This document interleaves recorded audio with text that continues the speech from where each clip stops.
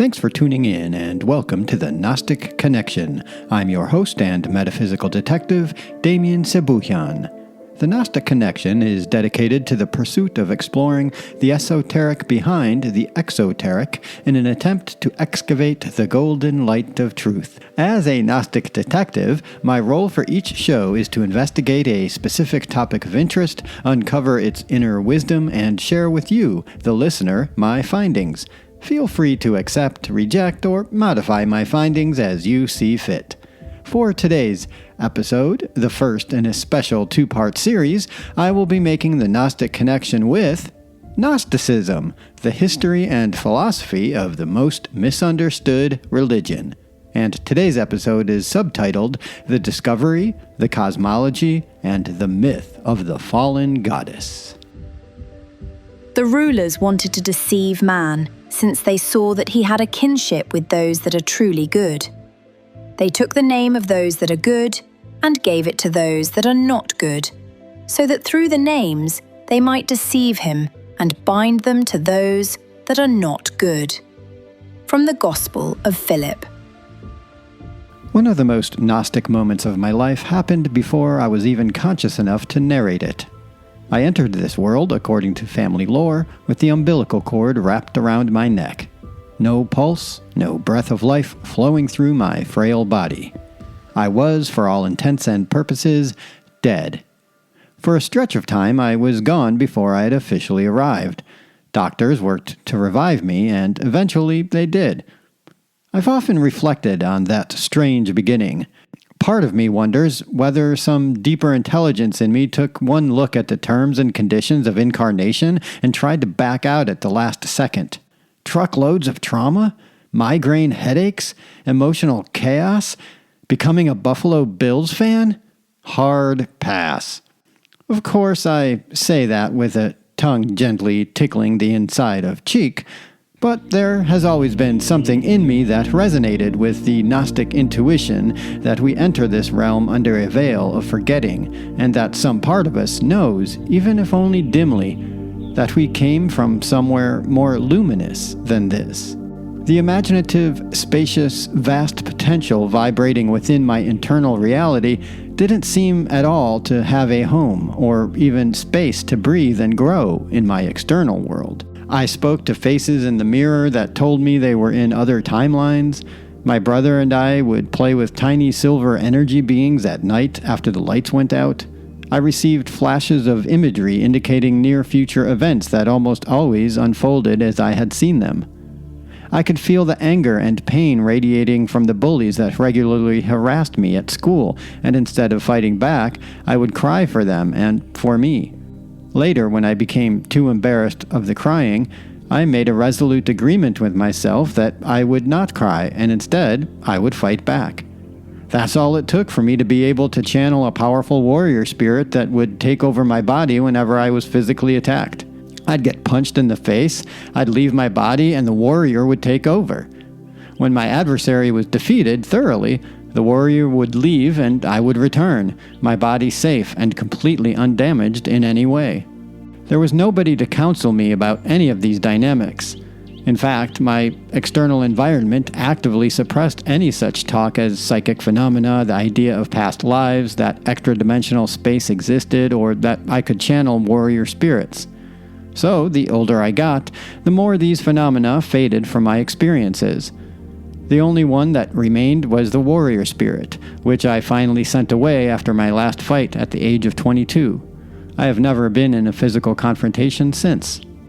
With the dissolution of my connection to the other realms came an expansive sense of ennui, so that by the time I was 13 years old, a mild, ever-present depression and a profound sense of not belonging took over much of my waking life. I often would stand by the living room window against the metal radiator that provided our home's heat, and I would just know, without understanding why or how, that what I was witnessing was wrong. Everything about how our society was constructed was plainly and simply and horrendously wrong. Why did so many people seem asleep in routines they hated? Why did people let fear and anger take over their interactions whenever disagreements took place? Why did we treat nature and all its miraculous creatures like commodities to exploit and destroy? Why did I, even when outwardly functioning, carry the sense that something essential had been misplaced? My solace from this existential dread were my friends and my ability to escape into my imagination. I read science fiction and fantasy books. I obsessed over creating worlds using the Dungeons & Dragons game model as my template. As a young adult, I looked for answers in books written by rebellious seekers like Jack Kerouac, Kurt Vonnegut, Allen Ginsberg, Philip K. Dick, Ursula K. Le Guin. I experimented with psychotropic drugs, which provided me with experiences that informed me that my childhood experiences were indeed real and authentic, and showed me how caged and ignorant most humans are of their true worth and abilities. As I grew more mature, I expanded my search to include Eastern religions, philosophy, astrology, psychology, mysticism, anything that might hand me the missing map. What I eventually discovered is what the Gnostics were pointing toward all along. The prison is not merely out there, it is also the inner hypnosis that informed me that I am only my wounds, my labels, my conditioning, my history. And gnosis begins the moment I suspected otherwise. The moment I realized that beneath the mendacity of samsara, there remains something in me that never truly forgot the light. And it's that knowledge that is the true me. There's nothing I can do to affect change in the outer world without first making the internal changes and hoping and honing them toward an authentic expression of my full I am presence.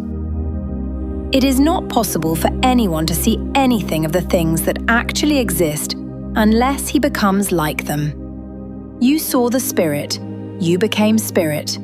You saw Christ, you became Christ. You saw the Father, you shall become Father. From the Gospel of Philip.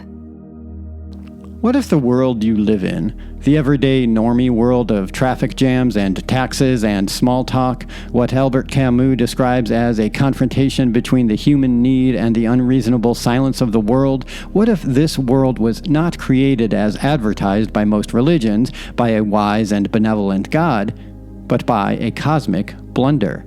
Furthermore, what if there is something in you, something infinitely luminous, that does not necessarily belong here in this particular dimension of reality? Something that got trapped here and is desperately trying to remember the way home?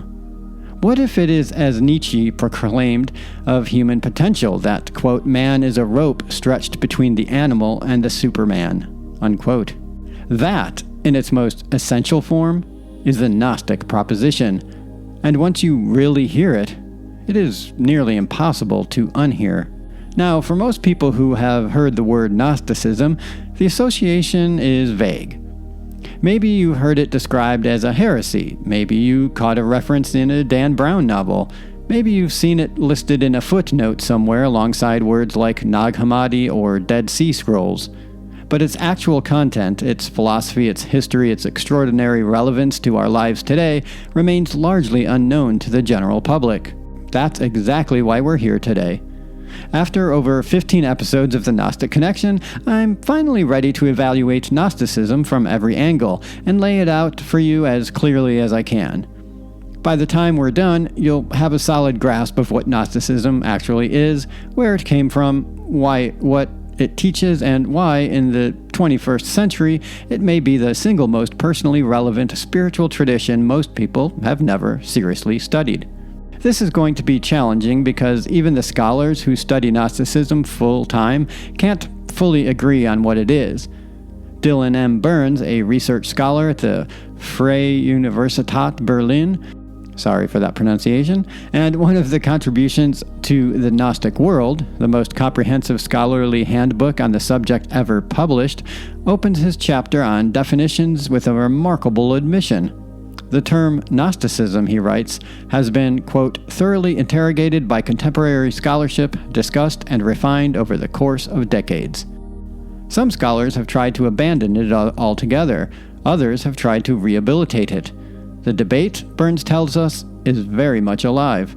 As far as I'm concerned, this debate is actually good news for us. because it means Gnosticism is not a dead relic pinned under glass in an academic display case. It's a living, contested, dynamic current in the history of human spirituality, one that has never stopped generating new conversations, new insights, new questions. And today on the Gnostic Connection, that conversation continues. To guide us, I've drawn on 4 extraordinary texts: The Gnostic World, edited by Gary Trompf, Gunnar Mikkelsen, and Jay Johnston, a scholarly handbook with 67 chapters by international experts covering everything from ancient Alexandria to Hollywood cinema. Then there's the Gnostic Bible, an anthology of sacred Gnostic texts edited by Willis Barnstone and Marvin Meyer. The Wisdom of the Knowing Ones by the great esoteric philosopher Manly P. Hall. And The Active Side of Infinity by Carlos Castaneda, whose conversations with the Yaqui shaman Don Juan Matus contain some of the most startling modern parallels to Gnostic thought you'll find anywhere. Let's begin at the beginning. I am protonoia, the thought that dwells in the light.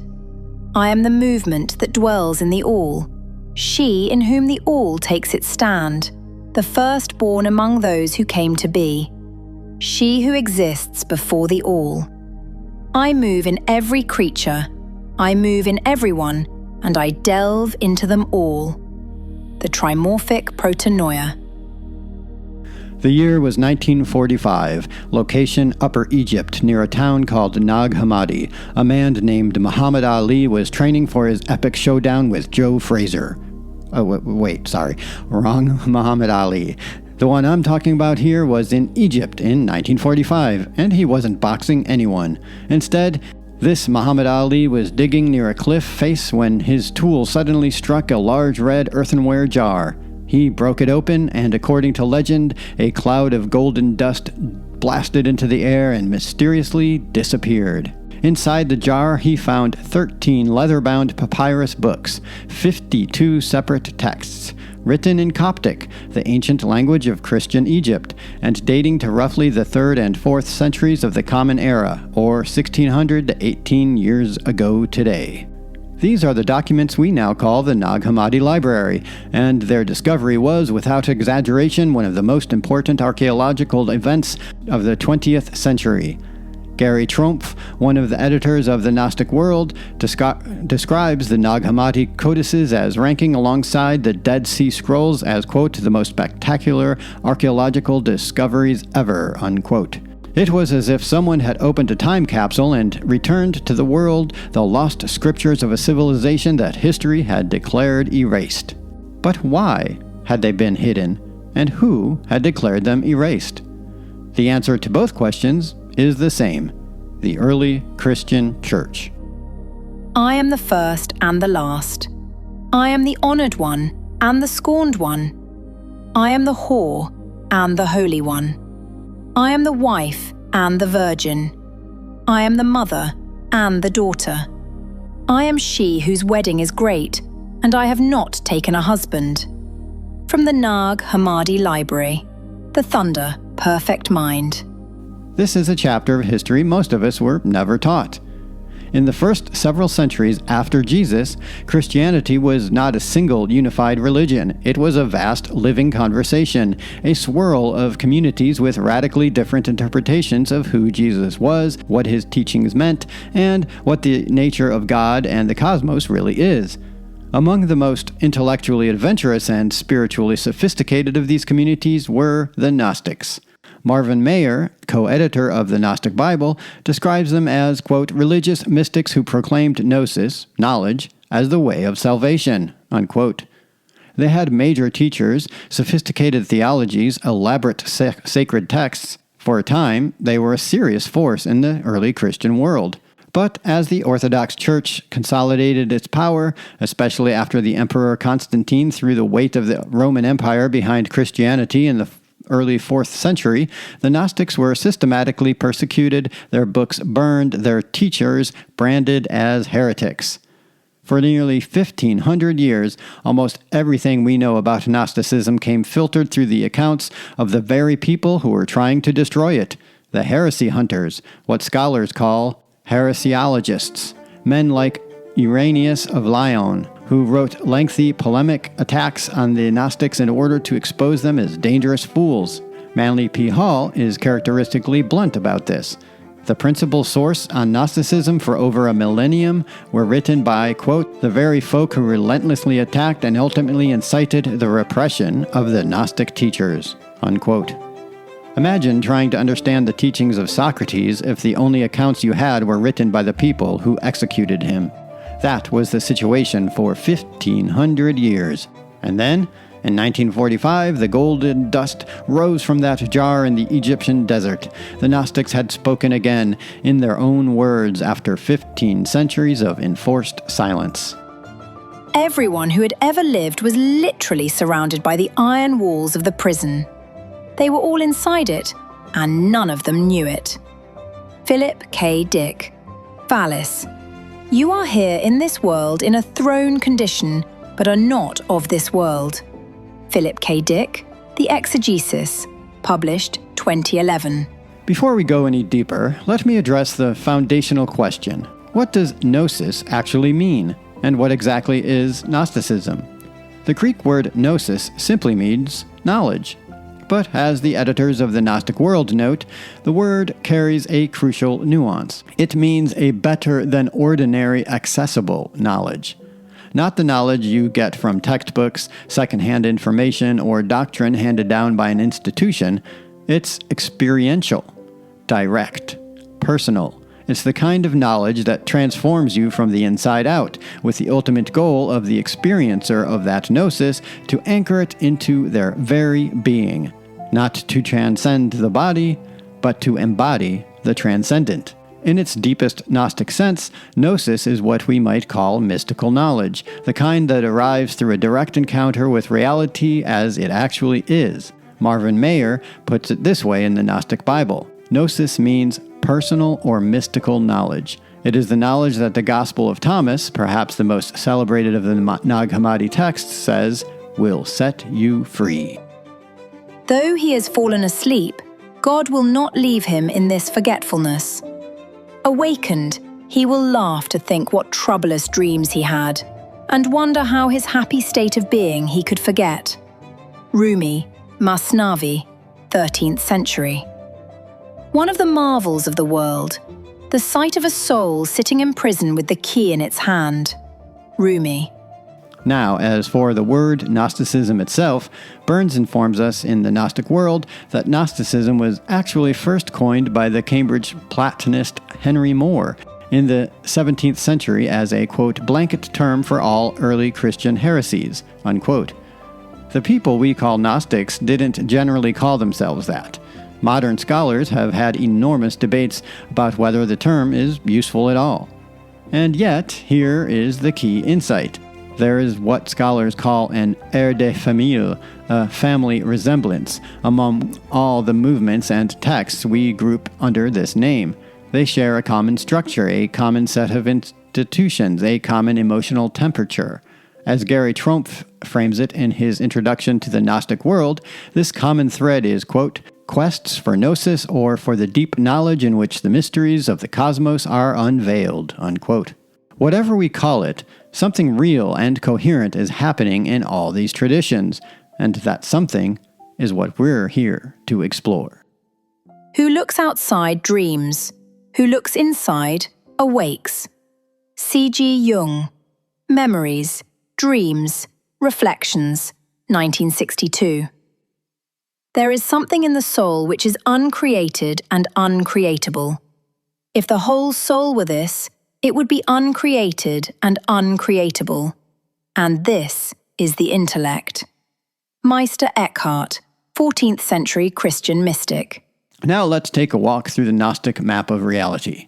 At the very apex of this map, beyond all categories, descriptions, and beyond all concepts, including the concept of God itself, is what the Gnostics called the monad, or the invisible spirit, or simply the One.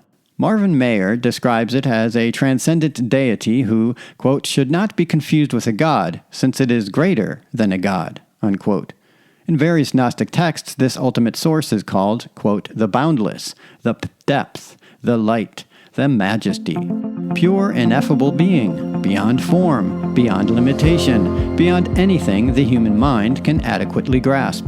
This intuition is hardly unique to Gnosticism. Across the world's mystical traditions, the highest reality is repeatedly described as being beyond language and beyond conceptual capture. In Kabbalah, it is the Ein Sof, the limitless preceded symbolically by Ein, no thing, and Ein Sof hour, limitless light. In Hermeticism, it is simply the One, or the All, source of all planes and forms. In Sufism, it is Al-Haq, the real beyond appearances, or the hidden treasure longing to be known. In Hinduism, it is Brahman, without qualities, beyond thought, the ground of all existence. In Buddhism, ultimate truth is pointed to as Sunyata, or the unborn, empty yet luminous nature beyond the grasping mind. Different languages, different symbols, yet the same recurring insight. The absolute exceeds every name, while giving rise to all names and worlds. Surrounding this ultimate source is what the Gnostics called the Pleroma, the Greek word for fullness. Think of it as the divine realm, the kingdom of light, the totality of divine being. The Pleroma is populated by spiritual presences called Aeons, which, like angels in the Kabbalistic tradition, represent aspects, expressions, and attributes of the divine. In Gnostic thought, such aspects as light, wisdom, truth, love, etc. are living, sentient presences, each a face and a specific expression of the infinite. And among these Aeons, there is one of extraordinary importance, a figure called Sophia, the Greek word for wisdom. You might recognize her presence within the word philosophy, which literally translates as the love of wisdom. Does not wisdom call out? Does not understanding raise her voice? At the heights along the way, where the paths meet, she takes her stand. I was appointed from eternity, from the beginning, before the world began. I was there when he set the heavens in place, when he marked out the horizon on the face of the deep. Sophia, the Book of Proverbs, Chapter 8, Hebrew Bible. Sophia is one of the most beautiful and complex characters in all of religious literature. She is, in a very real sense, the protagonist of the great Gnostic drama. In many Gnostic texts, Sophia is the divine feminine principle of the cosmos, the personification of wisdom itself. Manly P. Hall traces her across multiple traditions: the Greek Athena, the Egyptian Isis, the Hindu Prajnaparamita, all expressions of what he calls the eternal feminine quality of existence, the universal recognition that wisdom at its deepest level is feminine in nature. In the Gnostic myth, Sophia makes a great and fateful mistake.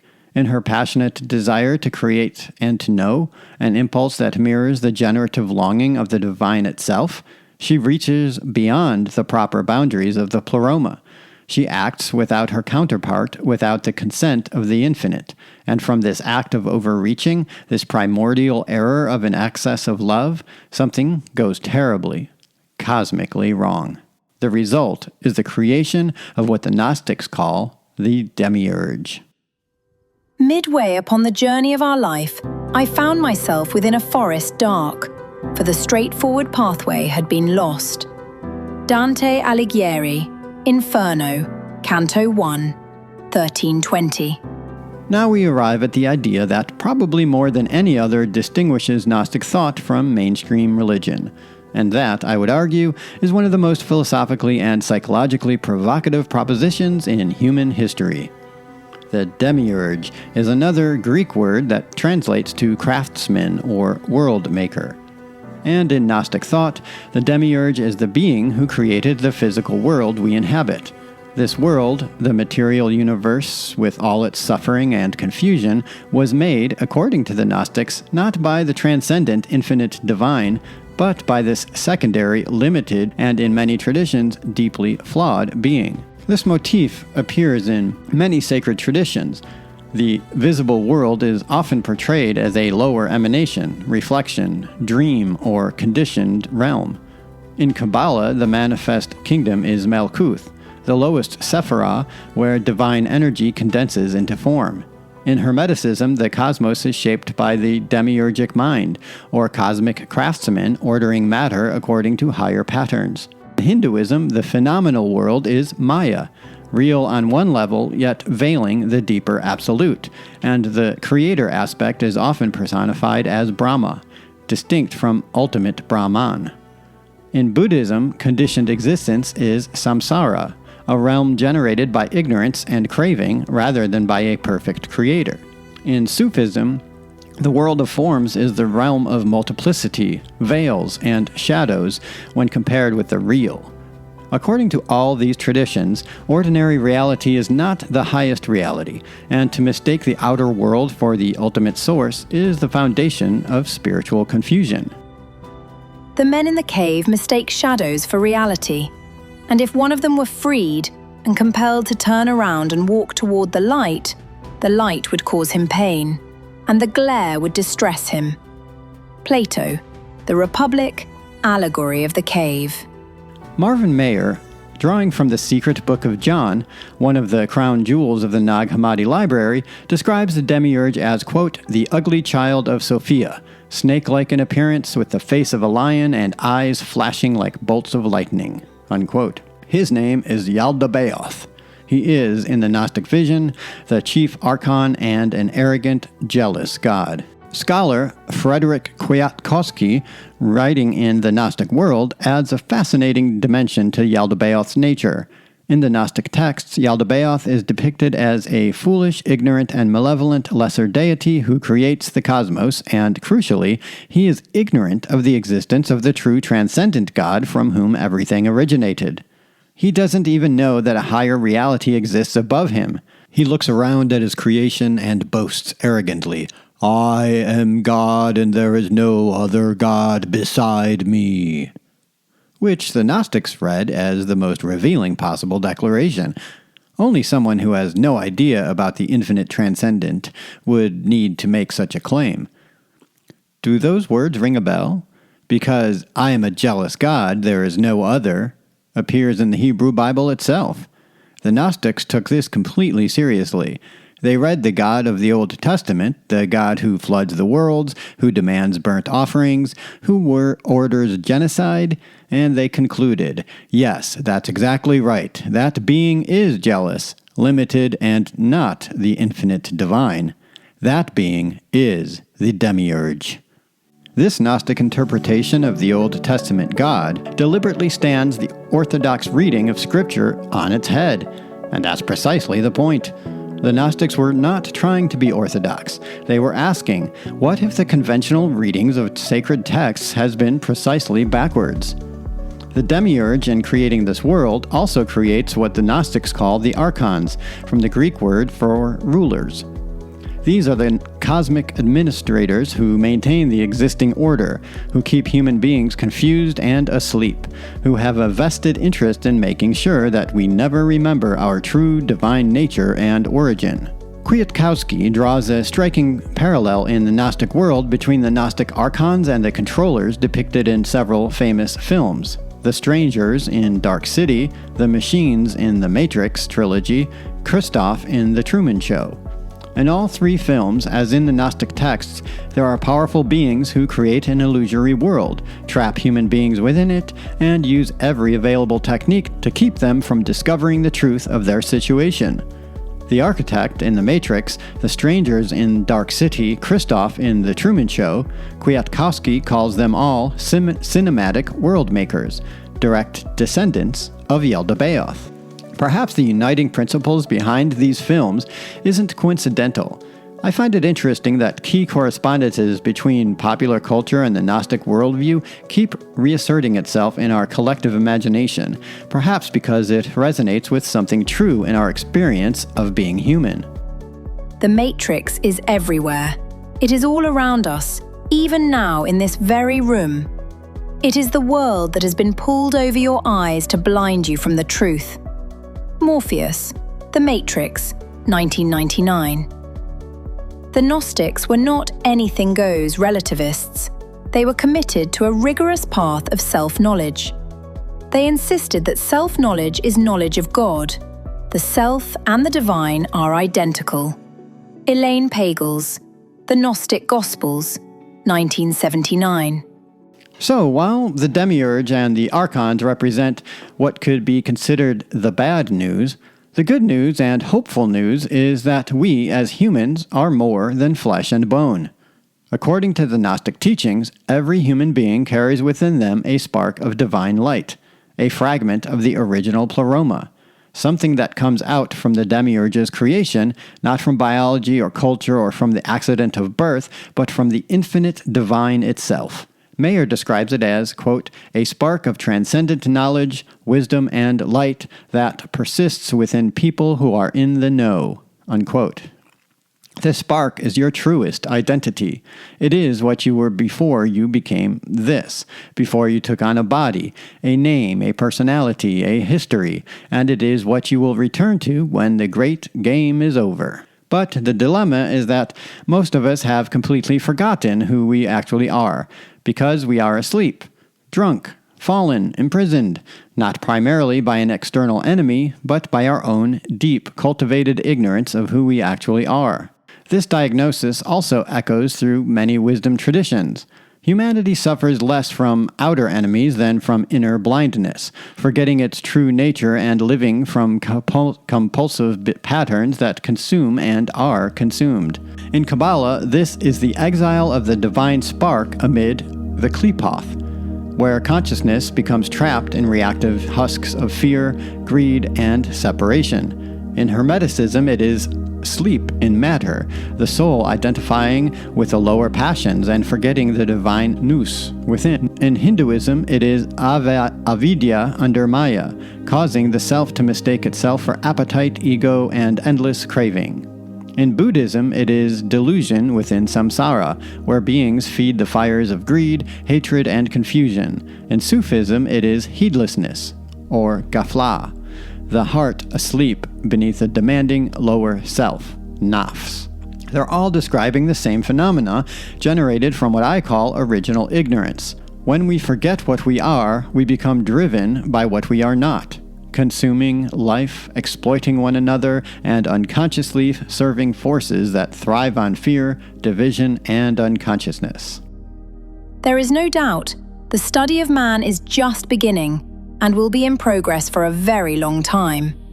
The most important thing we can know about him is that he is not yet finished.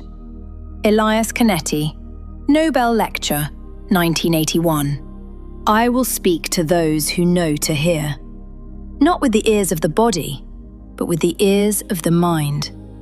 For many have sought after the truth and have not been able to find it, because there has taken hold of them the old leaven of the Pharisees and the scribes of the law.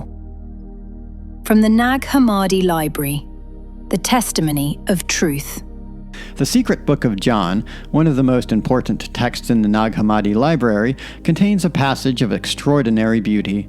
The divine forethought, identified with Christ, descends into the underworld to speak to every human soul caught in the darkness of forgetting. And the words are, quote, I am the forethought of pure light.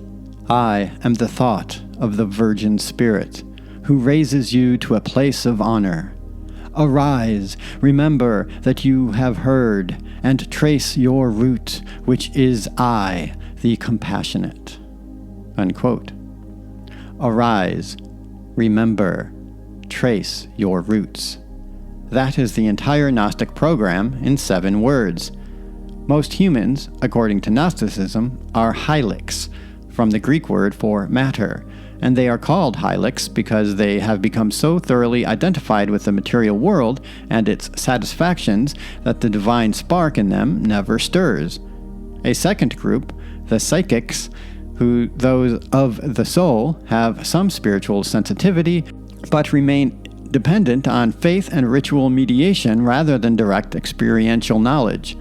And then there is a third category, the pneumatics, from the Greek word for spirit, those who have awakened to their divine nature, who have touched gnosis, who can navigate the Archon-ruled cosmos with their eyes fully open.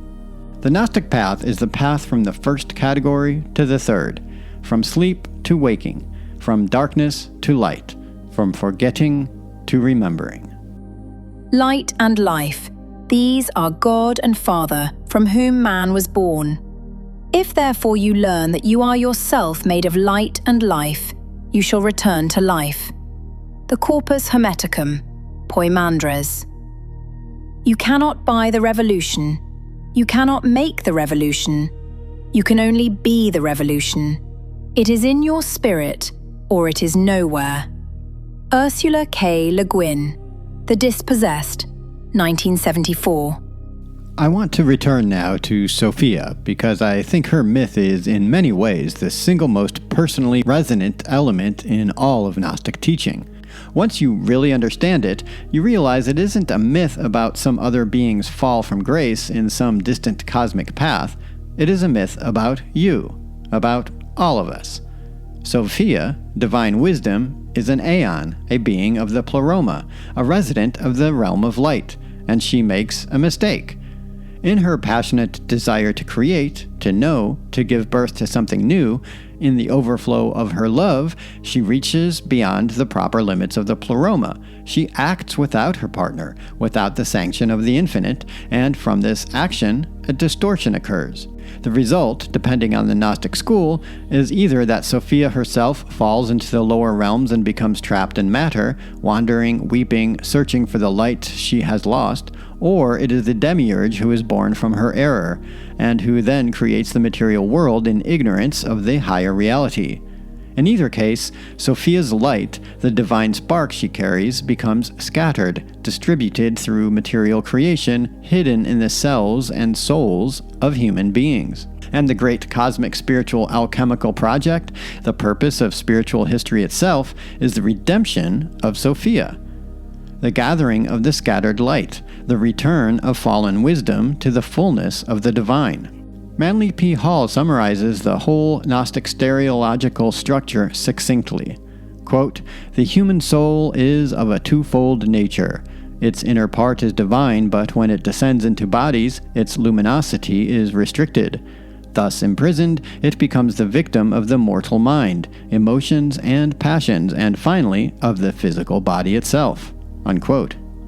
But the cosmic good news is that the imprisoned soul does not have to stay imprisoned. There are ways towards liberation. What I find so profoundly moving about the Sophia myth is that it places the origin of the problem not in human sin, but in divine longing. Sophia wasn't acting from vanity or selfishness. She wasn't even rebellious. She was in love. Too much in love. Reaching too far, too fast, without proper grounding. There is a kind of cosmic compassion built into this story. The universe is not punishing us. In a very real sense, the universe itself is incomplete without our return. The divine is longing for the reunion with us just as much as we are with it. That is a very different emotional universe from the one most of us were raised in. What makes the myth of Sophia so enduring is that it can be read as an as above, so below map of how consciousness learns through error. Sophia does not create from malice, hatred, or rebellion. She creates from longing, enthusiasm, and an incomplete wisdom. That distinction matters. The story suggests that many of the great distortions of existence do not arise because beings are evil, but because they are premature, or unconscious, or disconnected from the deeper whole. In that sense, Sophia's generation of the Demiurge mirrors humanity's own history. We build civilizations without listening to the larger intelligence of nature. We extract without replenishing. We seek profit without balance, power without humility, convenience without consequence. And so our creations often bear the stamp of our ignorance. War machines, poisoned rivers, loneliness in crowded cities, technologies that outpace wisdom, economies that reward greed while starving the soul. Like Yaldabaoth, the egoic maker declares, "I am the only authority," forgetting the higher order from which it arose. Yet, the Sophia myth is compassionate because it reveals that mistakes are not the end of the story. They are often the beginning of wisdom. A young person may chase status, money, or validation, only to discover after years of anxiety that external success cannot substitute for inner peace. A person may damage a relationship through pride, jealousy, or emotional blindness, only later realizing that love requires humility, listening, and presence. These are small-scale Sophia stories. We create from ignorance, and then our creations educate us. The suffering generated by unconscious action becomes the teacher that awakens conscience. In Buddhist language, the kleshas, greed, hatred, delusion, envy, pride, grasping, rule the psyche such as the Demiurge rules the lower cosmos. In Christian language, they echo the 7 deadly sins. In psychological language, they are conditioned ego patterns demanding the body and world serve their hunger. But when we begin to see through them, redemption starts. We apologize, we simplify, we heal what we harmed. We align desire with wisdom. That is the redemption of Sophia within the individual. Scattered light, recollected, distorted creation, corrected, and consciousness slowly evolving back toward the source it never truly left. Speak of the truth with those who search for it, and of knowledge to those who have committed sin in their error. Make firm the foot of those who have stumbled, and stretch out your hand to those who are ill. Feed those who are hungry, and give repose to those who are weary, and raise up those who wish to rise, and awaken those who sleep. The Nag Hammadi Library, the Gospel of Truth. Gnosticism was born in one of the most extraordinary cities in human history, Alexandria, Egypt. Manly P. Hall devotes a full chapter of the wisdom of the knowing ones to Alexandria, describing it with barely concealed awe. Drawing from the scholar Etienne Vachereau, Hall quotes, "Alexandria at the time Ammonius Saccas began to teach had become the sanctuary of universal wisdom, the asylum of the old tradition of the East. It was at the time the birthplace of new doctrines. It was at Alexandria that the Gnosis synthesized all the tradition of Syria, Chaldea, and Persia, blended with Judaism and Christianity, and even with Greek philosophy. Founded by Alexander the Great in 331 BCE, Alexandria was for several centuries the intellectual capital of the known world. Its famous library, at its height, contained over 700,000 manuscripts. It was home to mathematicians, astronomers, philosophers, physicians, mystics, and visionaries. And it was the meeting place of virtually every major spiritual tradition then known: Egyptian religion, Greek philosophy, Jewish mysticism, Persian Zoroastrianism, early Christianity, and the emerging synthesis we call Gnosticism. Hall describes Alexandria as, quote, probably the first important polyglot system of culture, unquote, where Greeks, Egyptians, Romans, Jews, and people from across Asia all lived and thought and argued and cross-pollinated. It was, in very real terms, the ancient world's version of a global city. And it was in this crucible that the great Gnostic teachers emerged. Such teachers included the following: Basilides, perhaps the first major Gnostic systematizer, who may have been in contact with Indian scholars and whose theology Hall describes as built on, quote, spiritual seeds or roots which resided in the vast substance of unconditioned existence, unquote. Scholar Jean-Daniel Dubois, writing in the Gnostic World, notes that Basilides developed one of the most sophisticated cosmological systems of antiquity, a picture of the universe as emerging through 3 great sun-ships from a primordial divine seed. Valentinus, the most celebrated Gnostic teacher of the ancient world, a man of such philosophical and poetic gifts that even his critics had to acknowledge his brilliance. Scholar Einar Thomassen, writing in the Gnostic World, describes Valentinus as developing an, quote, elegant Gnostic system, unquote, of remarkable depth and coherence.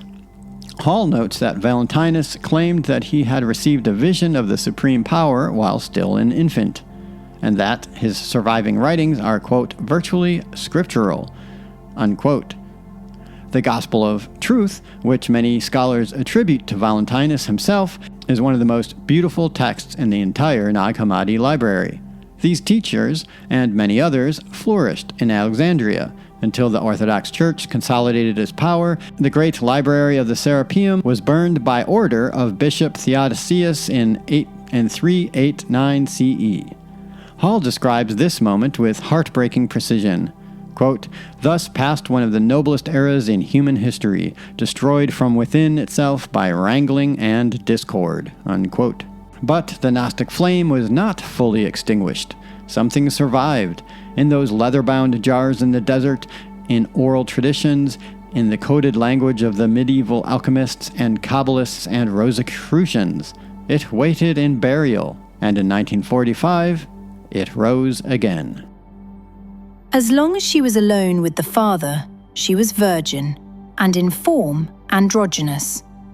But when she fell down into a body and came to this life, then she fell into the hands of many robbers. From the Nag Hammadi Library, the exegesis on the soul. Before we close today's episode, I want to address what is perhaps the most theologically provocative aspect of Gnosticism for a Western audience, its understanding of Jesus. Because, as it turns out, many Gnostics were deeply devoted to Jesus, but their Jesus is almost unrecognizable from the Christ of mainstream Christianity. For the Gnostics, the significance of Jesus has little to do with sacrifice. He is not emphasized as the Son of God who dies to pay off a cosmic debt of human sin to an offended creator. The Gnostic Jesus is more of a revealer, a messenger from the true divine realm who descends into the shadow world of the Demiurge to wake human beings up. His purpose has nothing to do with atonement and everything to do with illumination. Mayer explains that the role of the Gnostic revealer is to awaken, quote, people who are under the spell of the Demiurge, not as in the case of the Christ of the emerging Orthodox Church, to die for the salvation of people, to be a sacrifice for sins, or to rise from the dead on Easter. Instead, the revealer discloses knowledge that frees and awakens people, and that helps them recall who they are, unquote. The Gospel of Thomas, perhaps the most widely read Gnostic text today, and one whose scholarly status is debated in the Gnostic world by David Kim, barely mentions atonement at all. What it contains, instead, is a series of luminous, strange, challenging sayings attributed to Jesus that sound less like Orthodox theology and more like Zen koans. Here's a quote. "The kingdom of heaven is spread out upon the earth, and men do not see it. Split a piece of wood, and I am there. Lift up the stone, and you will find me there. If you bring forth what is within you, what you bring forth will save you. If you do not bring forth what is within you, what you do not bring forth will destroy you." After comparing the Orthodox Christian narrative about Jesus to the Gnostic narrative, I formulated a hypothesis that many would consider heretical to the extreme, but I'm okay with that. In fact, I take the label as a compliment. This is just my own hypothesis and not one necessarily espoused by historical Gnosticism. After loads of research, my perspective is that the struggle between Gnostic and emerging Orthodox Christianity was not merely a dispute over doctrine, but over the very image of the divine itself. In many Gnostic streams, Jesus appears as a liberator of consciousness, one who exposes the false rulers, breaks hypnosis, and reminds human beings of their forgotten origin in the higher light. Salvation, in that frame, is awakening. But as institutional orthodoxy consolidated power, the Jesus story may have been recast through what I would call an archontic lens, a lens rooted in fear, debt, hierarchy, guilt, and transaction. Instead of "remember who you are," the message became "you are fallen by nature." Instead of inner illumination, the emphasis shifts to external compliance. Instead of direct participation in divine life, mediation is required through authorized structures, sanctioned beliefs, and correct allegiance. Seen through this hypothesis, the theology of blood atonement becomes symbolically revealing. Through history, systems animated by domination often demand sacrifice, tribute, obedience, payment, appeasement. The claim that humanity is inherently corrupt, deserving eternal punishment, yet may escape only by accepting the sacrificial death of a divine intermediary, can be interpreted as an inversion of unconditional love into cosmic bookkeeping. Grace becomes conditional, redemption becomes a contract. Fear and division become the enforcement mechanisms. In this reading, the cross is transformed from a symbol of imperial violence overcome by consciousness into a metaphysical ransom note. Whether one agrees or not, the provocative question remains: did orthodoxy preserve the message of Jesus? Or did it encode into religion the same parasitic structures of power that the Gnostics believed Jesus came to expose? Anyone is free to answer that question as they see fit, but for me the answer is a resounding 100% affirmative, Captain Kirk. The message of Jesus was hijacked by the forces that claim to honor him the most. In Gnostic philosophy, the divine is not out there, somewhere beyond the stars waiting to be placated. The divine is here, suppressed, forgotten, waiting to be recognized. And that recognition, that moment of waking up to what was always already present, that is the essence of Gnosis. Although the Logos is common to all, most people live as if they had a wisdom of their own. Heraclitus, Fragments, circa 500 BCE. We shall not cease from exploration, and the end of all our exploring will be to arrive where we started, and know the place for the first time. T.S. Eliot, 4 Quartets, Little Gidding, 1942. In our next segment, we'll take this journey much further. We'll explore the extraordinary breadth of the Gnostic family tree, from the Mandeans to the Cathars, from Islamic mysticism to the alchemists, from Carl Jung's psychology to William Blake's poetry. We'll draw a startling parallel between the Gnostic Archons and Carlos Castaneda's Predators and Foreign Installation. And we'll ask the question, what I think is the most urgent one of all: what does Gnosticism mean for you, here, now, in the 21st century? From my heart to yours, may we all be loving, happy, powerful, and free.